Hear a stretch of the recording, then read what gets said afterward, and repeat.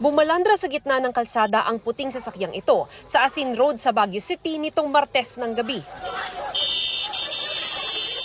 Hindi nahagip sa kuha ng kamera, pero kinuyog na pala noon at sinaksak ang taxi driver na kinilalang si Johnson Pelayo ng isa pang taxi driver at kapatid nito na nakaalitan umano ng biktima. Pagkatapos, mabilis na tumakas sa mga sospek at iniwang duguan sa kalsada si Pelayo. Base sa investigasyon ng Baguio City Police, allegedly, ito nga pong victim ay nag-overtake at ito nga suspect ay hindi siya natuwa dun sa pag-overtake nitong victim kaya nagkaroon nga ng hitgitan sa daan. Nadala pa sa ospital si Pelayo, 21 taong gulang pero nasawi rin kalaunan. Sumuko rin kalaunan sa pulisya ang magkapatid na sospek at nakakulong ngayon sa Baguio City Police Office Station 9. Tumanggi silang humarap sa kamera pero aminado sa kanilang ginawa.